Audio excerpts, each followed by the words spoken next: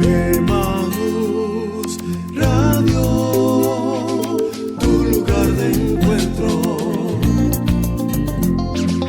Emaús Radio, tu lugar de encuentro.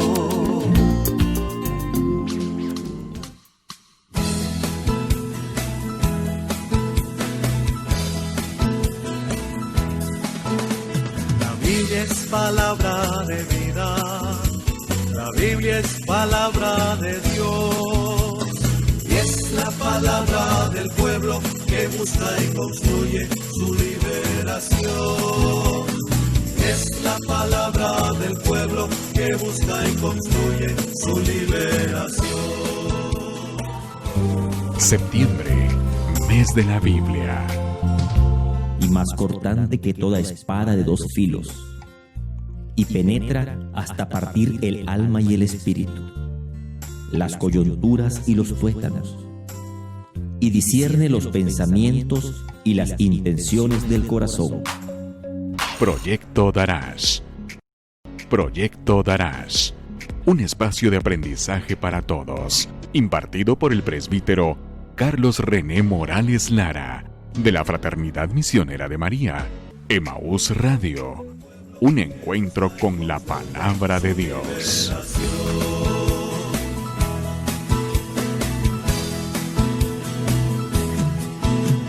La Biblia es como nuestra cuma, con ella hay que chapodar.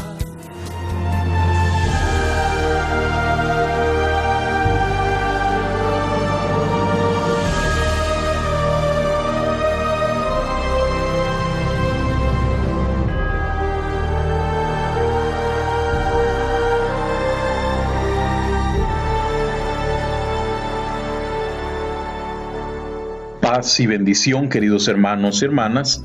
Les doy la más cordial bienvenida a este noveno tema. Es un tema muy, pero muy importante.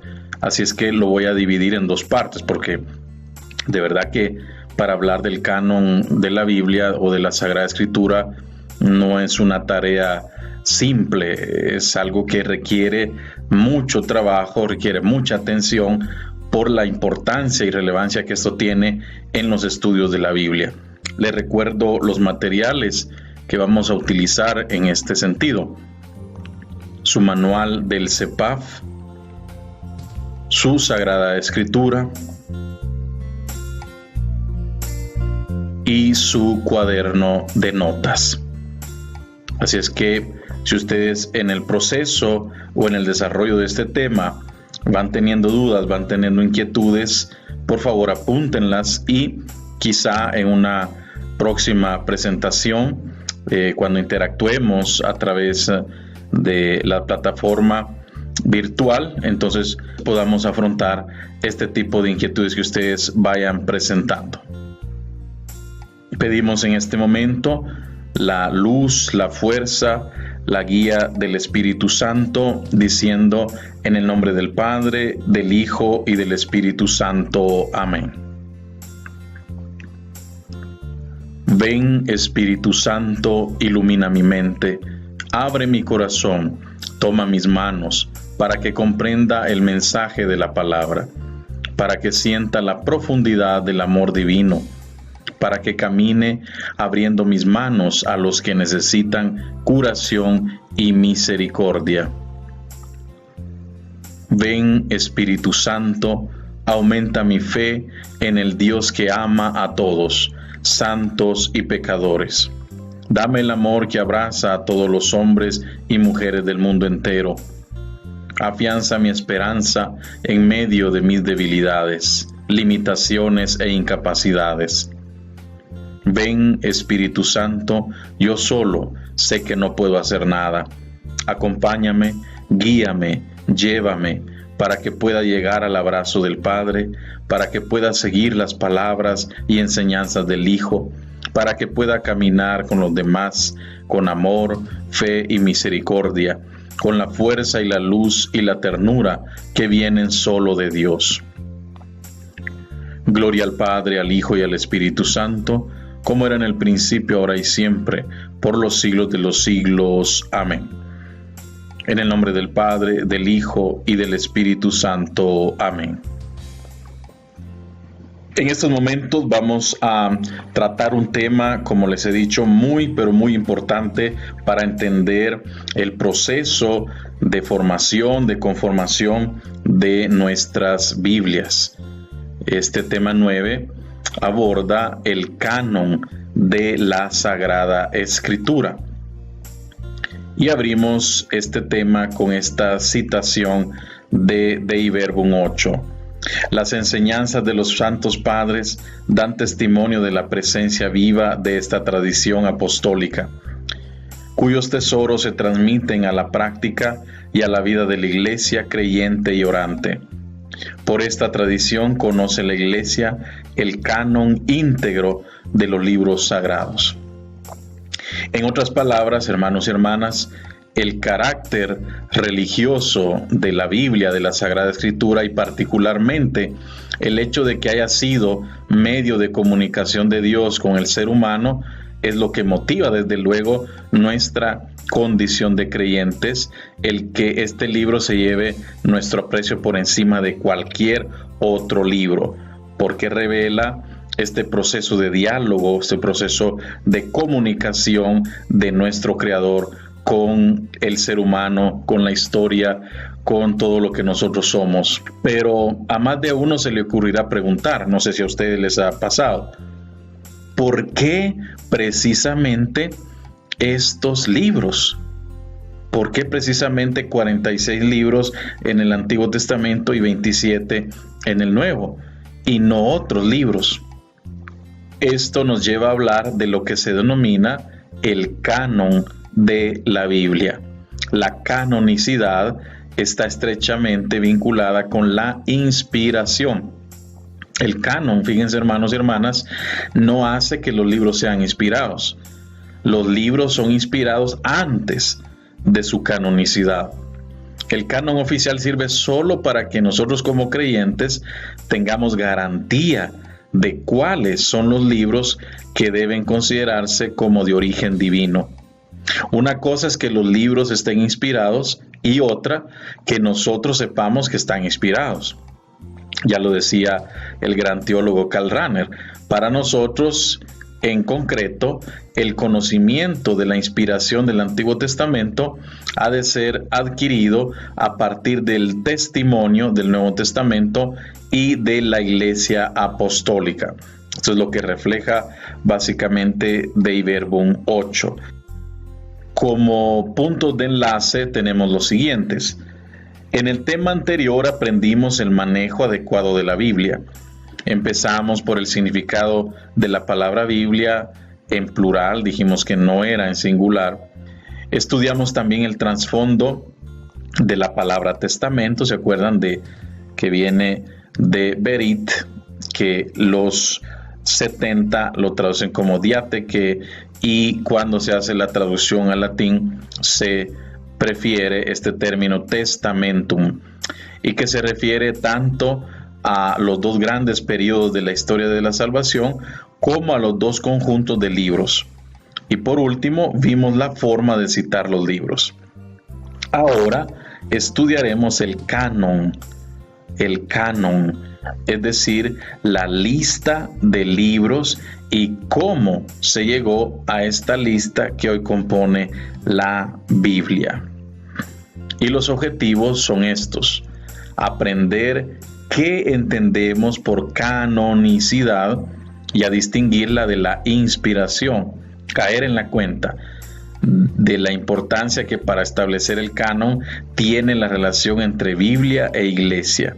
Y 3, hacernos conscientes de que tanto el pueblo de Dios del Antiguo Testamento como la Iglesia vivieron un tiempo largo en el Antiguo Testamento, más corto en la Iglesia, pero importante, sin tener el Antiguo Testamento ni el Nuevo Testamento tal como nosotros lo tenemos ahora.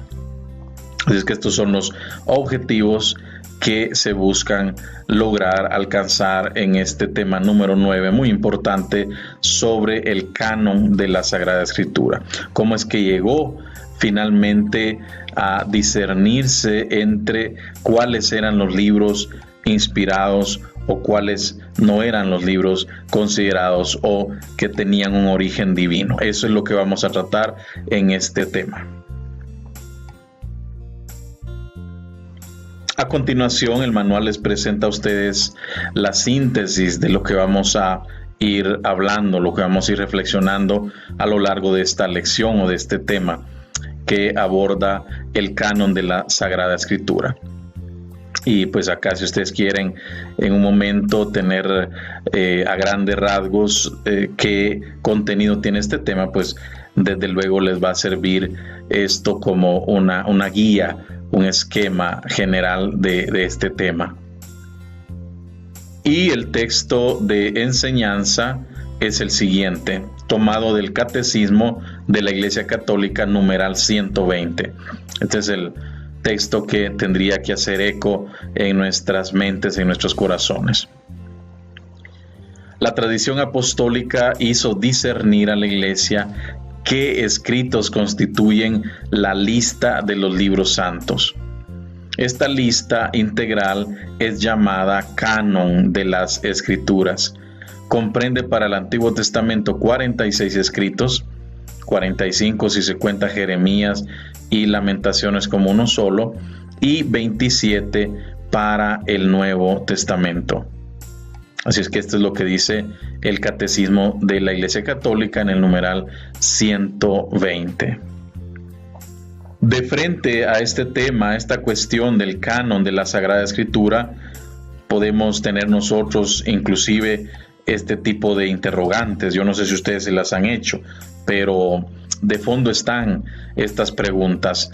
¿Cómo se compuso la colección de obras que forman nuestra Biblia? ¿Por qué estos libros y no otros? ¿Cuáles fueron los criterios de discernimiento para aceptar un libro como sagrado? ¿En base a qué razones se descarta una obra como apócrifa? Es decir, como no inspirada por Dios. ¿Qué consecuencias tiene la determinación del canon bíblico? ¿Qué implicaciones se deducen respecto a la relación entre Biblia e Iglesia Católica en cuanto discerniente y protagonista activa? Estas son algunas preguntas de fondo.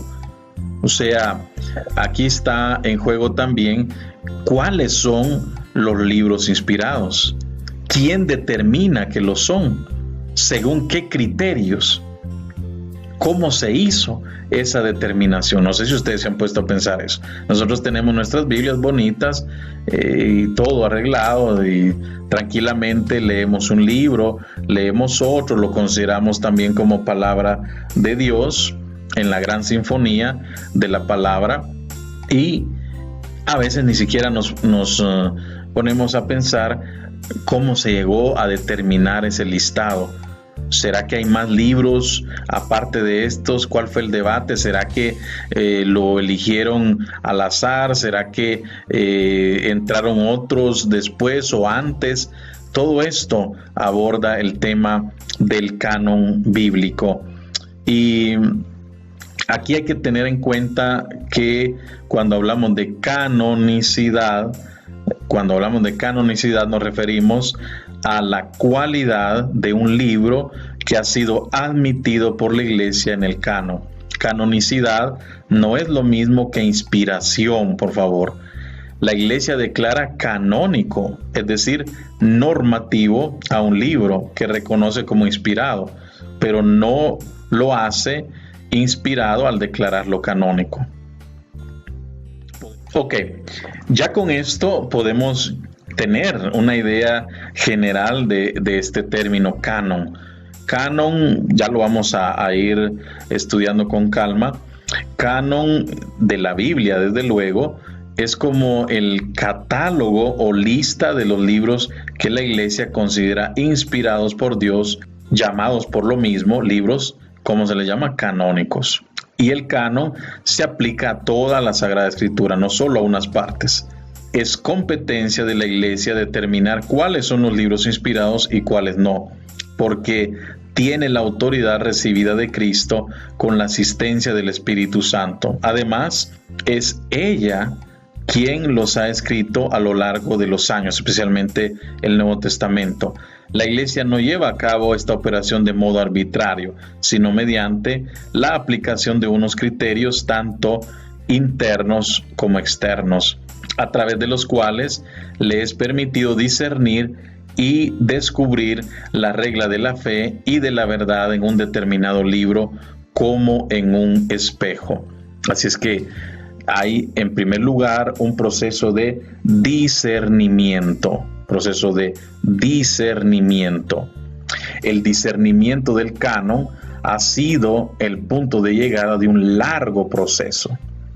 La Iglesia ha percibido cuáles son los libros inspirados tanto del Antiguo como del Nuevo Testamento, y discerniendo el canon de las Escrituras, discernía su propia identidad. Así es que es un proceso largo que la Iglesia recorre en un proceso de discernimiento, porque había muchos escritos, había mucha literatura al respecto, por ejemplo, de Jesús, de sus enseñanzas, pero la Iglesia tuvo que determinar cuáles eran en realidad los libros que tenían que tomarse en cuenta al momento de leerse, al momento de establecer la Biblia, o establecer qué libros iban a entrar y qué libros no iban a entrar. La pregunta que salta a la vista es saber quién tiene la autoridad o la capacidad para decidir si un libro pertenece o no a la Biblia. Esto se lo digo porque en círculos no católicos, ahí ustedes van a tener algún tipo de conflicto, porque decir, ¿quién es la Iglesia Católica para determinar o para decidir cuáles son los libros inspirados y cuáles no? Y nosotros podemos decir que la Iglesia lo único que hace es atestiguar que ese libro existente ha sido inspirado por Dios. O sea, no es la Iglesia quien inventa los libros. ¿Por qué corresponde entonces a la Iglesia discernir que ese libro es inspirado por Dios? Yo diría por dos motivos. Porque la Biblia, palabra de Dios escrita, es fruto de la predicación de la Iglesia misma. Fue la primera comunidad cristiana quien empezó a poner por escrito su predicación sobre la vida y doctrina de Jesús. O sea, se habla de ella misma. Entonces, solo a ella pertenece la justa interpretación de lo que escribió. O sea, las primeras comunidades cristianas no están hablando de cómo nació la Iglesia luterana, cómo nacieron los calvinistas, cómo nacieron los anglicanos. No. Está hablando justamente de cómo nació nuestra Iglesia en los albores, ¿no? Justamente del cristianismo.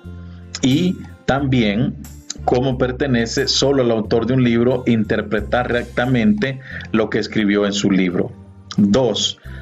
Porque Jesús entregó a Pedro las llaves de su reino, es decir, de su iglesia, y solo él, unido a los apóstoles por mandato de Jesús, tiene el poder del Espíritu Santo de discernir la verdad.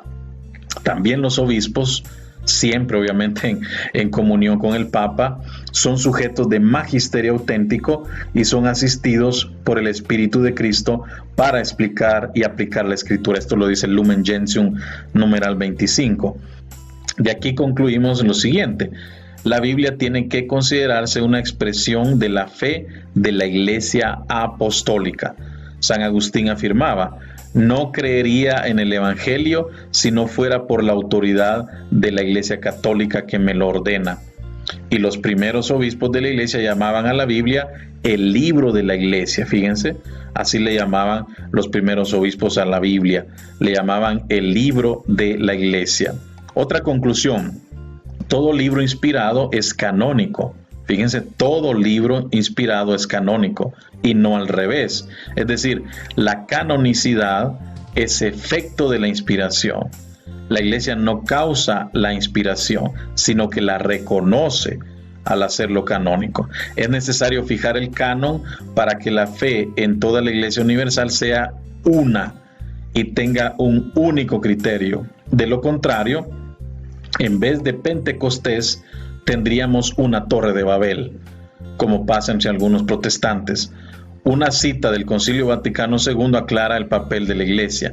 La Iglesia, guiada por el Espíritu Santo y por el magisterio de sus pastores, es la depositaria y guardiana del tesoro de la revelación y la única intérprete de la Biblia.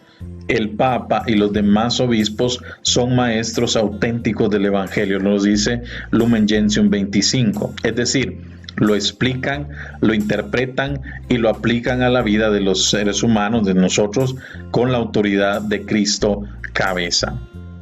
Así es que hay que tener cuidado cuando nosotros vamos a interpretar algún texto de la Biblia, que no sea simplemente aislado de lo que la Iglesia me está enseñando o me está a mí explicando, sino que vaya en consonancia de la doctrina, de la sana doctrina católica.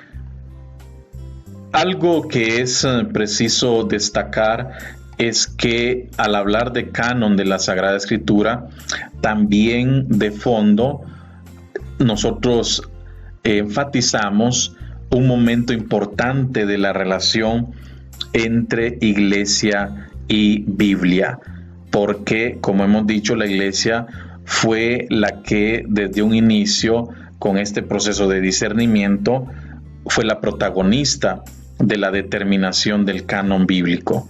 Los libros que nosotros tenemos en la Biblia, el listado oficial, fue fruto de un largo proceso de maduración. Por eso no podemos separar Biblia e Iglesia, al menos cuando hablamos nosotros de cristianismo, porque se acuerdan que dijimos, la Biblia no nace separada de la Iglesia, sino que nace en el seno de la Iglesia. La Iglesia no inspira al autor sagrado, eso ya lo tomamos nosotros en cuenta, lo inspira el Espíritu Santo, pero la Iglesia sí discierne qué libros son inspirados y cuáles no lo son, y a los que discierne como inspirados los declara como normativos, los declara como canónicos. A esto se refiere esta estrecha relación, íntima relación entre Iglesia y Biblia. Sí, más de alguno puede decir, bueno, más o menos voy entendiendo qué significa canon, esta palabra canon, pero no me queda muy claro. Ok, el manual aborda el concepto de canon, qué significa canon. Y voy a partir de algunos presupuestos lingüísticos para determinar qué significa esta palabra. Y es que la palabra canon viene de la lengua griega y corresponde a la expresión una caña recta que sirve para sostener derecha alguna cosa. Para nosotros es como una regla de fe para determinar si una cosa es verdadera o falsa. Es el criterio de la verdad de una afirmación. Es la medida, la norma o regla de algo. Eso es en palabras muy concretas lo que significa canon. Y originalmente el término canon designaba, ya lo vamos a ver, una barrita que empleaban los constructores y carpinteros, los leñadores, albañiles, incluso para tomar medidas. De ahí pasó a significar la medida o modelo a lo que algo tiene que acomodarse para ser bueno, bello o verdadero. Posteriormente pasó a ser un catálogo, una lista, un registro, en donde están inscritos personajes o libros que sirven de modelo, de norma de pensamiento y de conducta. El canon de la Escritura es la lista o colección de libros declarados inspirados por la Iglesia. Dado que estos libros contienen por escrito la revelación divina, el cristiano debe ajustar su fe y su conducta a lo que Dios le manifiesta en ellos. Dicho de otra manera, la palabra o el término canon quizá provenga del sumerio cano, del hebreo cane o del griego canón. El sentido literal de esta palabra es caña larga, regla una vara plomada, que era un instrumento para medir longitudes, usada por albañiles, leñadores, por constructores, por carpinteros, etc. Y también tenía un sentido figurado, porque canon también podía significar norma de vida, de culto, regla de fe. Hay otros matices. Cuando canon va referido a la Biblia, esta palabra referida a la Biblia la utiliza por primera vez San Atanasio alrededor del siglo IV. Y más adelante esta palabra canon va a significar índice, registro, catálogo, listado, modelo, colección. Luego, posteriormente se habló de libros canónicos o normativos. Y, en pocas palabras, canon le podemos llamar al conjunto de libros normativos por ser inspirados. Conjunto de libros normativos por ser inspirados.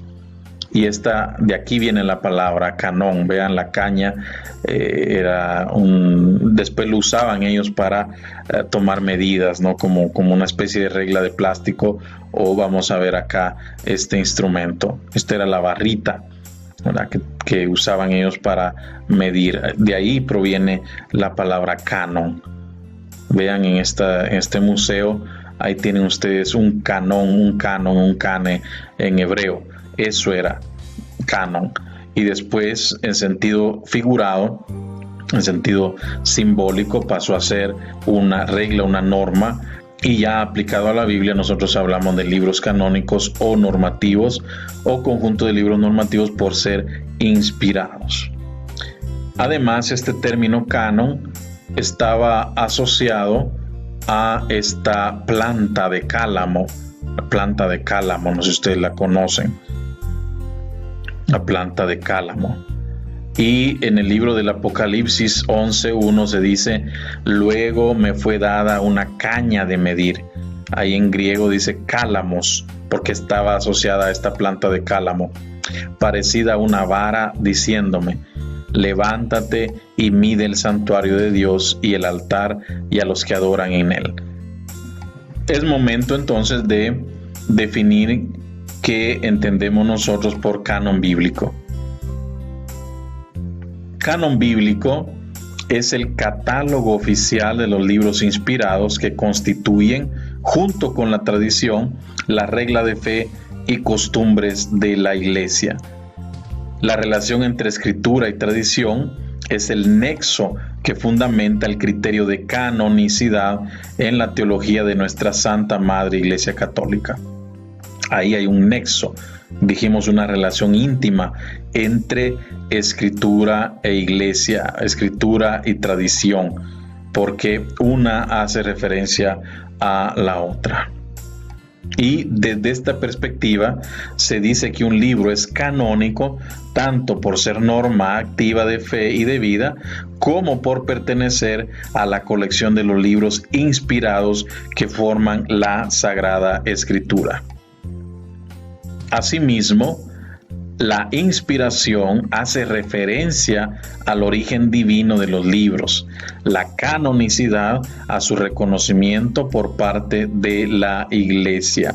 En esta primera parte yo solo voy a dar algunas nociones básicas, algunas nociones generales. En la segunda parte vamos a entrar propiamente a la historia, sea del canon del Antiguo Testamento y del Nuevo Testamento. Yo no quiero que se saturen ustedes con tanta información, con tantos términos, porque esto de verdad da para mucho más.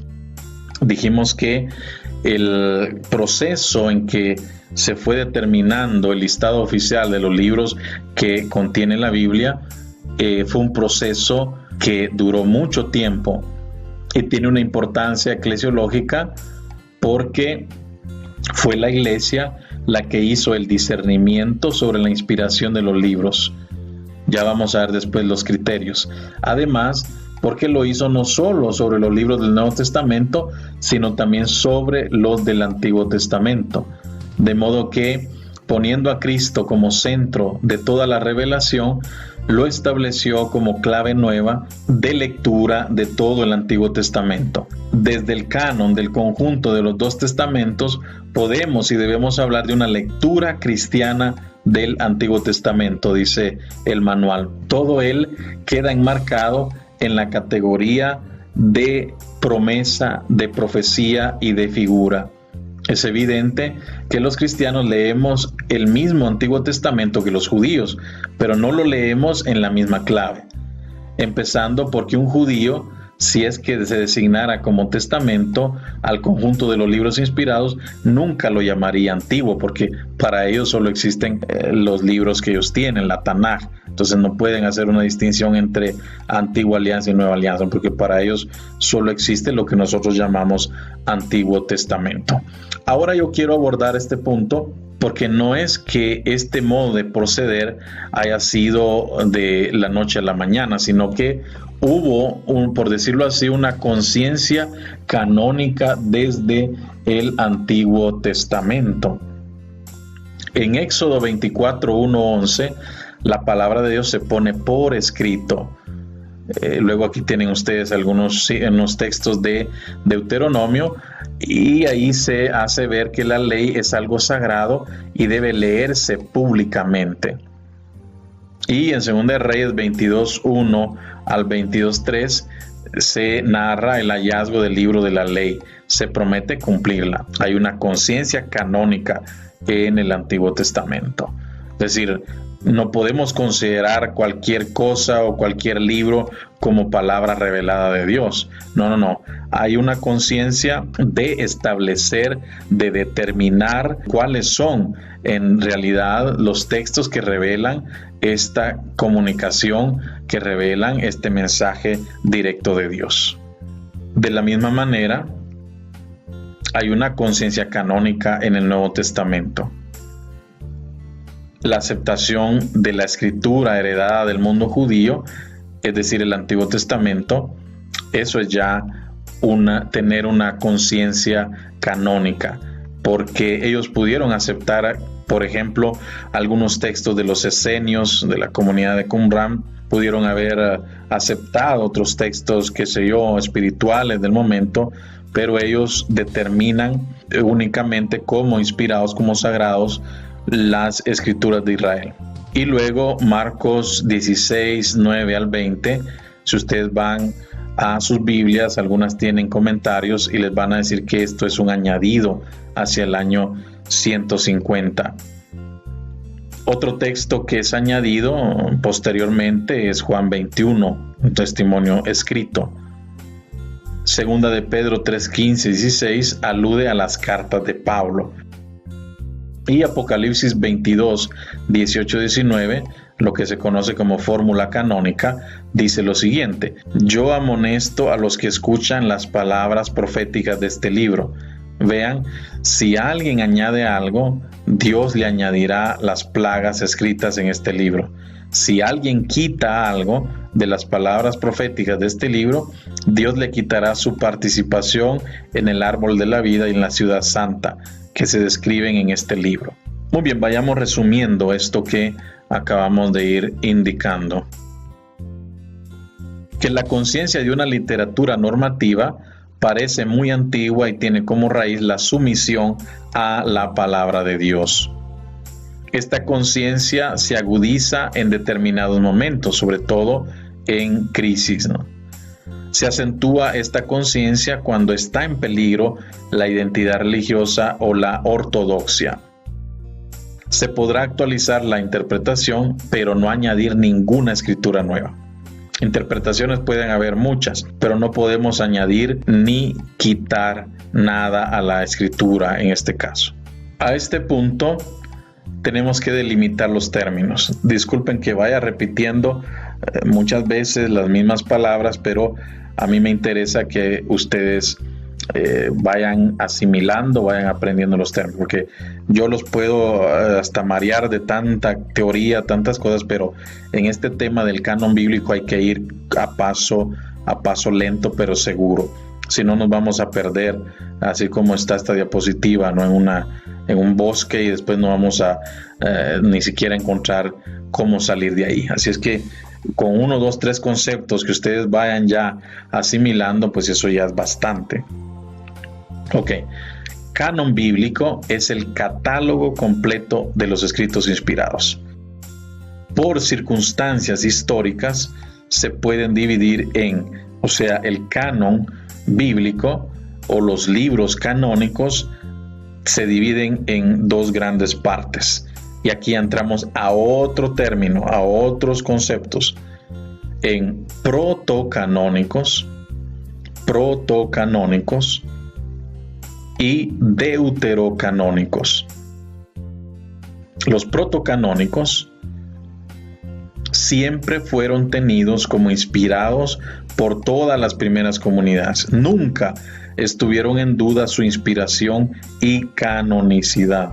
O sea, son aquellos libros que fueron y son considerados inspirados, sea por la religión judía, sea por la católica, como también por las iglesias protestantes. Es decir, que su inspiración no ha sido puesta en duda por ninguna iglesia. A eso le llamamos protocanónicos. O sea, en sentido literal, protos es una palabra griega que significa primero. Canónicos, ya sabemos que es el catálogo, entonces es como el primer listado de libros inspirados. Y luego tenemos los deuterocanónicos. Deuteros quiere decir segundo, canónico, o sea, el segundo listado. Su aceptación fue posterior, son 7 del Antiguo Testamento y otros del Nuevo Testamento. Alguna vez en duda en comunidades o los padres de la iglesia, hasta que la Iglesia Universal los aceptó. Estos son los libros deuterocanónicos del Antiguo Testamento: Tobías, Judith, Sabiduría, Eclesiástico, Baruch, Primera y Segunda de Macabeos, algunos fragmentos de Daniel, algunos fragmentos de Esther. Estos, por ejemplo, no entran dentro de los protocanónicos, no entran dentro de, por ejemplo, la Biblia hebrea, no entran estos libros porque están o escritos en griego o están escritos en arameo. Y los deuterocanónicos del Nuevo Testamento son estos: la carta a los Hebreos, Santiago, Segunda de Pedro, Segunda y Tercera de Juan, Apocalipsis, Marcos 16, 9 al 20, Lucas 22, 43 y Juan 8, 1 al 11. Otro término que es importante que ustedes lo tengan muy en cuenta es este término apócrifo o apócrifos, ¿verdad? Porque a los libros que no son considerados inspirados por Dios se les considera como apócrifos. Apócrifo significa ocultos, escondidos, por tanto de dudosa procedencia. Hay apócrifos tanto del Antiguo y del Nuevo Testamento. En sentido bíblico se refiere a un libro cuya inspiración es incierta, por lo cual no fue admitido dentro del canon bíblico. Ahora ya saben ustedes, cuando hablemos de canon bíblico, ¿a qué nos estamos refiriendo? Al listado oficial, al catálogo oficial, a eso que aparece en nuestros índices de nuestras Biblias. A eso le llamamos canon bíblico. Nunca fueron reconocidos por la Iglesia Universal, no necesariamente falsos o heréticos. Por ejemplo, hay carta de San Ignacio que no entró a la Biblia, o el pastor de Hermas, no necesariamente, pero no fueron reconocidos por la Iglesia Universal. Hay textos cristianos y gnósticos, generalmente son pseudoepígrafos. Solo se los menciono. Del Antiguo Testamento tenemos algunos apócrifos, por ejemplo los libros de Enoc, libros de los Jubileos, 3 y 4 de los Macabeos, la oración de Manasés o Salmo penitencial. Hay un 3 y 4 de Esdras, Salmos de Salomón. Esos son apócrifos del Antiguo Testamento. Y tenemos los del Nuevo Testamento. Por ejemplo, hay muchos libros, ¿no? Pero, por ejemplo, el Evangelio de Tomás, el Evangelio de los Hebreos, el Evangelio de Pedro, el Protoevangelio de Santiago, la Asunción de María, hay un texto así que se llama, la carta de Nuestro Señor a Abgar, las cartas apostólicas, la tercera carta de San Pablo a los Corintios. Estos son textos apócrifos. no podemos negar que estos libros apócrifos, especialmente algunos evangelios apócrifos, tienen gran influencia en la religiosidad popular. Por ejemplo, de San Joaquín y Santa Ana no hablan los evangelios canónicos. La Verónica, por ejemplo, no es un personaje canónico. El nombre de quien traspasó el costado de Jesús tampoco es un canónico. Dimas y Gestas, encuentren ustedes en los evangelios canónicos dónde está, y no existe el nombre Dimas y Gestas en los casos, viene de los apócrifos.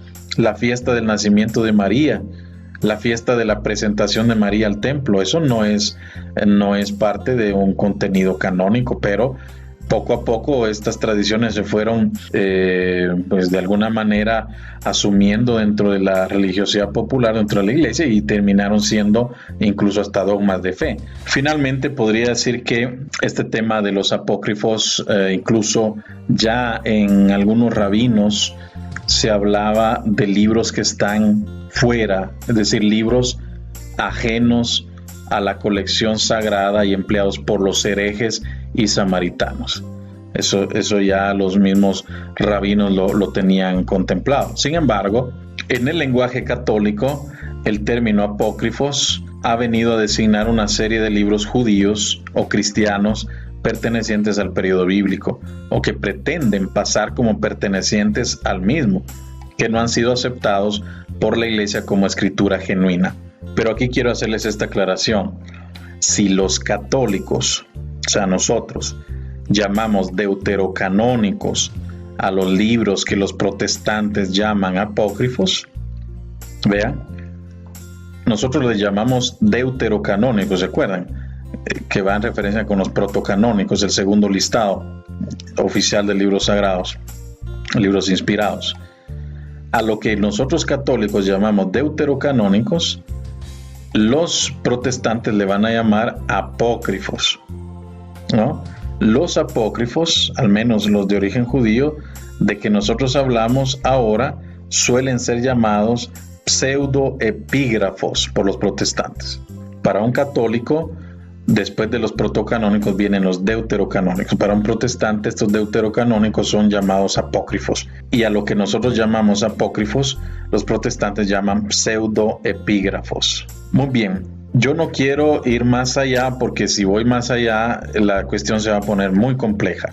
Así es que yo dejo acá estas ideas, dejo acá este contenido mínimo, porque esto daría para muchas lecciones. Lamentablemente no tenemos el tiempo. Así es que en la segunda parte de este tema número 9, yo voy a abordar el canon del Antiguo Testamento, voy a abordar el canon del Nuevo Testamento y los criterios de canonicidad.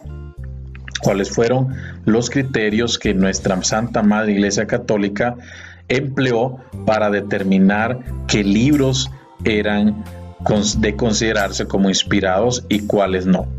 Así es que yo lo dejo acá y les pido por favor que estén pendientes de la segunda parte de este tema importante referido al canon de las Escrituras. No olviden que esta es la primera parte introductoria.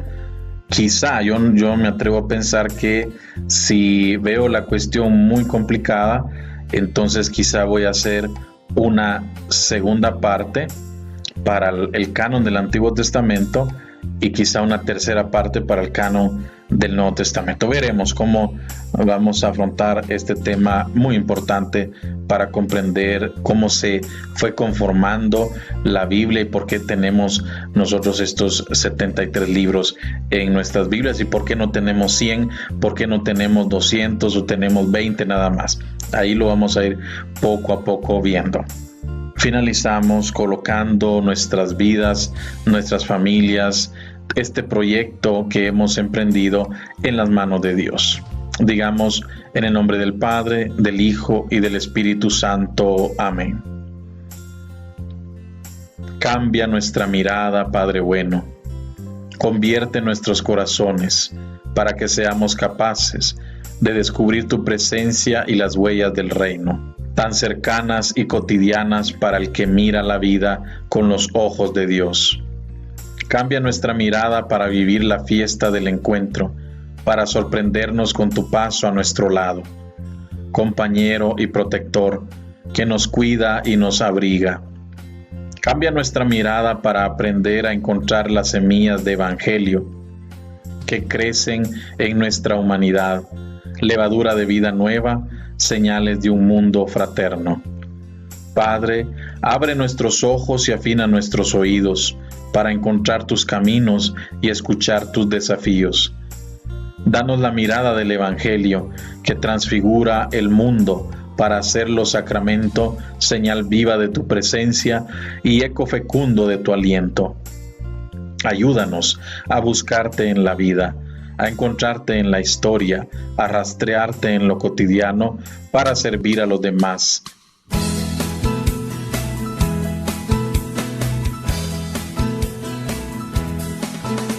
La Biblia es palabra de vida, la Biblia es palabra de Dios, y es la palabra del pueblo que busca y construye su liberación.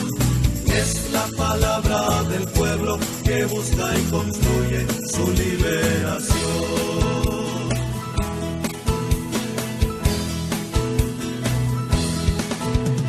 La Biblia es candil que ilumina en medio de la oscuridad, y es la palabra que guía a toda la comunidad.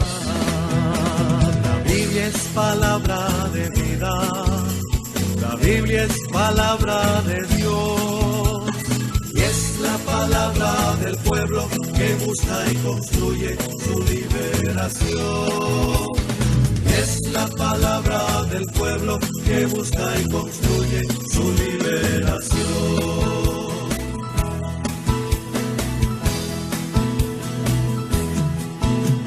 La Biblia es como nuestra cuma, con ella hay que chapodar toditas las amarguras que hay en nuestra realidad.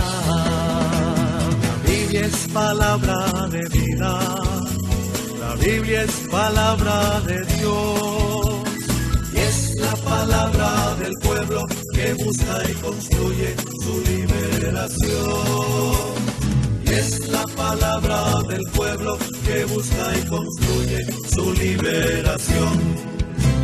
La Biblia es como la lluvia que hace crecer nuestras milpas, que hace crecer las semillas del amor y la alegría. La Biblia es como las tortillas que hacemos en el comal, porque es para compartirla en calor de fraternidad. La Biblia es palabra de vida, la Biblia es palabra de Dios, y es la palabra del pueblo que busca y construye su liberación.